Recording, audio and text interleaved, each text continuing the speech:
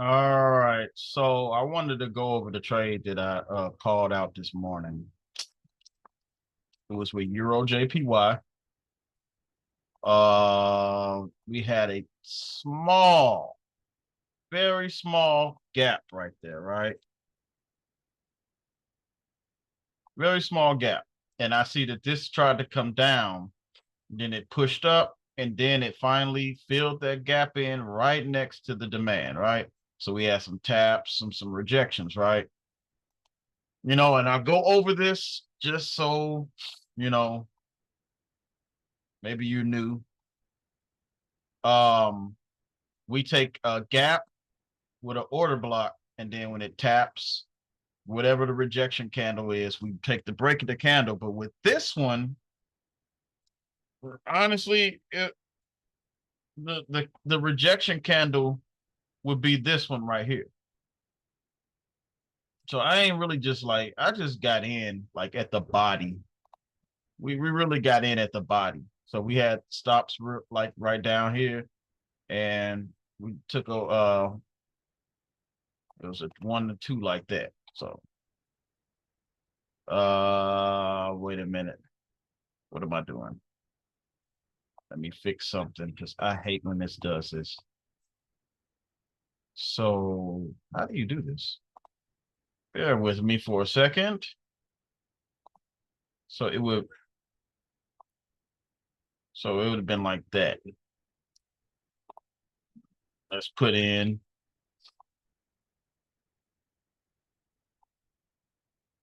stop loss below. Ooh, excuse me. How much is this thing gonna be? Dang. All right, stop loss below.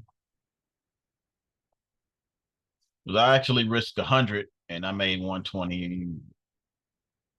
Something to that. So that obviously this is a simulated, but I risked 100 for like two something. So this is what happened when we got in.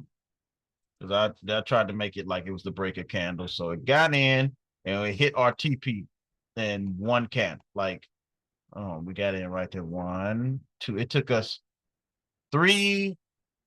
I'm looking at the wrong. Am I on a 3M? What's this? An M5? Yeah, it was an M5. I'm sorry, but I like how I look on the M3. We took it off the M5, but I think I was looking at it on the M3 low key. So it took us 3, 1, 2, 3. So 9 minutes. We were out. TP hit. But what ended up happening afterwards was crazy. It was news, right? So it dropped back down there. And man, look at that. Tap into the zone when below it, below the wick of that demand and flung up. So technically, we've talked about these type of trade setups before. When you got this long wick down, you can hold this like that and get another 1 or 2. I used to take these type of trades, and they usually win. That's how you know it's going to continue going up. But I don't call these type of trades no more. And as you can see, it won. But you can take trades like that. Take the break of the candle after that, and it usually will let you know. When I see stuff like that, that's telling me continuation still to the top, to the upside. Now that's an ugly 1 or 2. We'll tell you that right now. But those work. And I used to call these trades out in the like a year ago, but y'all don't know if y'all was comfortable taking those, but that type of trade setup definitely works and works wonders. What's this? I don't know what. But yeah, man, that was a beautiful trade this morning. We got in before the news did this goofy thing. We definitely would have got stopped out if I wasn't paying attention. Well, actually, I was paying attention to the news, but I didn't think that it was going to affect Eurjpy. I was like, awesome, U.S. news, but the U.S. news affected not the Euro side. it most likely affected the JPY side because um I think EU, there it is. Since EU did the well, it affected EU. EU went down to this demand right there, tapped it and flung while it was at this demand. So it was just all demand setups this morning. It was you could it was an easy day to make money on order block setups. And we want to look for those days where order block setups are sticking. And we want to avoid days when it's not sticking. Avoiding days that it's not sticking is when it's before a big major news day. Usually those days they don't stick. They'll start sticking right after the big news days. Like tomorrow, order blocks should stick. Let me see. Order blocks should stick tomorrow if we have a technical day. So what's tomorrow? What's it, Friday? No, we got core. Oh, we have news tomorrow. So after the news, we should see some straight setup sticks. So I wouldn't trade before the core PCE. It's going to be setups and they're not going to stick. That's just how the market is. The market was designed to take your money. So I wouldn't trade setup before 8:30. You see a setup before 8:30, most likely that's the market finna try to take your money and become liquidity. The market will give you setups that the market will give you good setups. I mean, can we see some like this would have been a decent setup? Look, tap, tap, but destroy it. The market be doing this stuff on purpose. So there's the fair value gap right there. Fair value gap, tap into the zone. It didn't give a break a candle, did it? The rejection candle would have been that doji right there. Low key, it almost gave a break a candle right there. The market is designed to give us our setup and lose. Our setup, you know what I'm saying?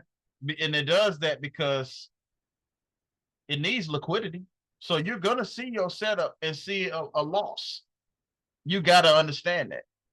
So you gotta pick and choose your poison when it comes to trading.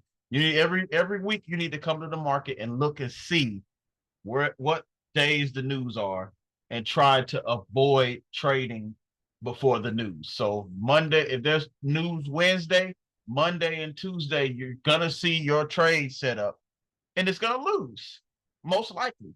So it's more when we get to a point where we got enough money in our trading accounts, I wouldn't even trade every day. I'm gonna go to trading like once or twice a week. Once I get to a point where my account is way big, but I got a long way to go. And I'm sure you guys do too. Where's the market at right now? I was trying to take this setup, but and it gave the break a candle right there. But see, the market, you know why the market gave us this setup and it lost? Because there's news tomorrow. The market, like I said, I keep trying to tell y'all, the market is designed to stop traders out. The market will give you a good setup. This is a beautiful setup. It tapped it, rejected, it should have came back up. But it did this on purpose because there's news tomorrow. If there's news tomorrow, expect to have a beautiful setup, lose. That's the name of the game. Now watch after the news. It's gonna be a good ass setup after 8:30. You know what I'm saying? But yeah, that's all I got for this video. I just try to check in with y'all and make sure y'all getting a better understanding on this. We did lose a trade. Um, update update for y'all that are not in the Discord. So let's go to let's see where we at. All right, so this trade put us at like 3%, 3.5%, because it went down here, and that was a 1 to 3. I mean, no, I'm sorry, 2 point something. I forgot. So we was at 2.5. Then we took this UJ demand and we won that.